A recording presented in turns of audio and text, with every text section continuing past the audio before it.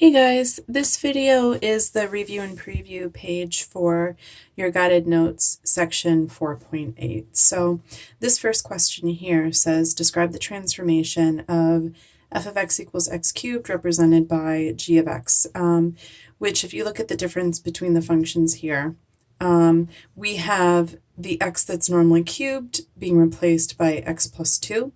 So when x becomes x plus 2, that represents a shift left 2 units.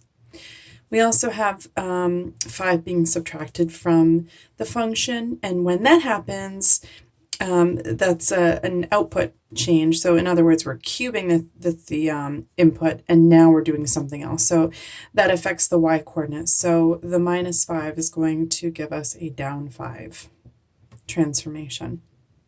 So to graph the parent function of x cubed, we have all of our inputs being cubed to get the output. So 0, 0, 1, 1, 2, 8,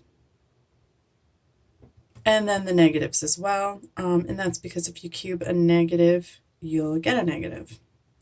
So here is our parent function. And you want to make sure that the behavior about the origin in this area is sort of flattens out a little bit, because when you cube a number less than 1 or greater than, in other words, between -1 and 1, these fractions, when you cube them, are going to become less. So it sort of has this bottoming out behavior, and then it increases from there. So that's the parent function. And then the transformed function is going to look a little bit different. It's going to look like this guy, but all of our points are going to be moved left 2 and down 5. So I'm going to take the origin point and go left 2 and down 1, 2, 3, 4, 5. And from there, I'm just going to graph that same pattern of points. Of course, I'm now realizing you can't quite see the whole graph. There we go. So I'm going to go over 1, up 1, over 2, up 8. So 2, 4, 6, 8. Back 1, down 1, and then my back 2, down 8 isn't going to fit on this graph. But from here I can sketch a pretty decent function like this. And again, my critical points are here, here, here, and here. And if I wanted to make sure that this was correct, I could always test a point. The y-intercept of g of x is a good point to test, 0, 3. In other words, if I were to plug in a 0, would I get a 3 out? Zeros are nice to plug in because this becomes a 2. 2 cubed is 8. 8 minus 5 is 3. So that's a good check for that point.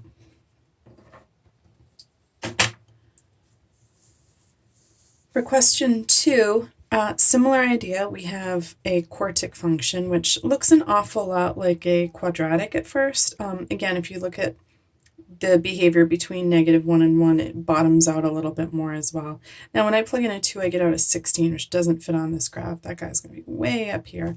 So really, when I graph this, unless I change my units, it's a really dramatic increase on either side. Sort of like that. And if I look at these transformations, the plus 3 represents up 3. And here I have x to the 4th times 2. This isn't 2x raised to the 4th power. So it's not a horizontal dilation, it's a vertical. So this is a vertical stretch by a factor of 2. So what that means is I'm going to stretch all these points by 2. Now 0 stretched by 2 doesn't change the position, but it is still going to go up 3. And then the 1, 1 and the -1, 1, when they're stretched by 3, they will go up. So I stretch by 3 and then I go up 3. So stretch by 3 and up 1, 2, 3.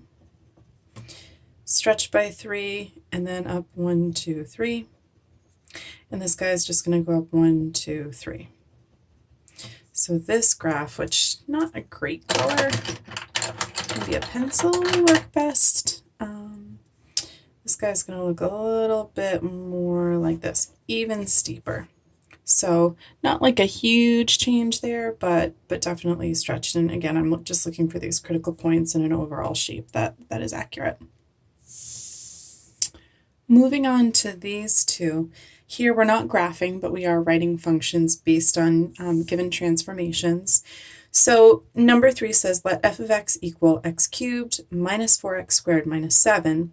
and g of x is f of x plus 9. So in other words, to write g of x, we're going to add 9 to f of x. So it says write a rule for g, graph each function, describe the graph as a transformation, graph of g as a transformation of f. So already I know that this is up 9, right?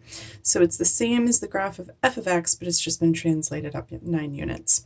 So what I'm going to do is I'm going to take the entire f of x function, which is this, x cubed minus 4x squared minus 7, and I'm going to add 9 to it.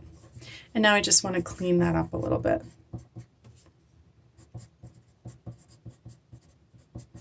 And that's my g of x function. So pretty straightforward. Same rule for here.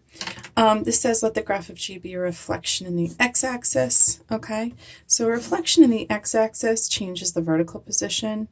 That says that the entire function becomes negated. So in other words, I'm really just going to change the signs of all the terms.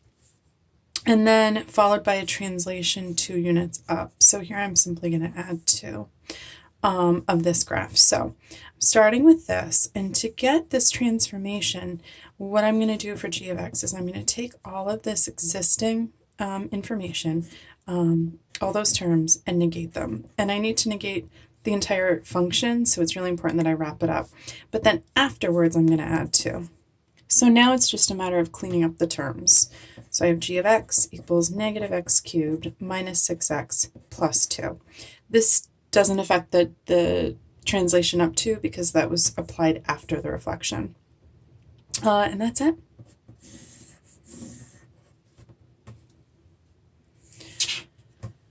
For the preview section, it says find the vertex of the function. So these guys are all quadratics. They have vertices. Absolute values have vertices too, but not all functions do. And to find the vertex, you want to sort of look at the fact that these are all in standard form, and we could, complete the square and write them in vertex form. That tends to be pretty consuming if you're not at any point going to be looking for something like roots as well. So we're just going to use this trusty old formula we have, x equals negative b over 2a, which we now know is part of the quadratic formula, but also gives us the x-coordinate of the vertex, the axis of symmetry. When we're working with standard form. So if I do that here, I'm going to have x equals negative 10, so positive 10 over 2 times a, which is 2. So x is 5. Okay. Now to get the other coordinate of the vertex, I'm going to plug that in. So that's going to be 25 minus 50 minus 8, which is negative 25 minus 8, which is negative 33. So that's the vertex for number 1. The vertex for number 2, same idea. X is going to be negative b, negative 6 over 2a, negative 2, which is 3. And to find the y-coordinate of the vertex, I plug that in. So I have negative 9 plus 18 plus 3. This is 9 plus 3, which is 12. For number 3, I'm going to have negative 12 over 2 times a is 6, so that's negative 2. And the y-coordinate is going to be 3 times negative 2 squared plus 12 times negative 2 minus 7. So this gives me, that's a 4 times 3, 12, minus 24 minus 7. That's negative 12 minus 7, negative 19. And lastly here, I'm just kind of noticing that I don't have a constant term, so I don't have a c term here. That's fine, we just want to recognize this is our b term. So x equals negative 8 over negative 6, which is 4/3. Now, this guy's a little gross because when I plug it in, I'm going to have to do some funky stuff, but we'll make it work. So negative 3 times 4/3 squared plus 8 times 4/3.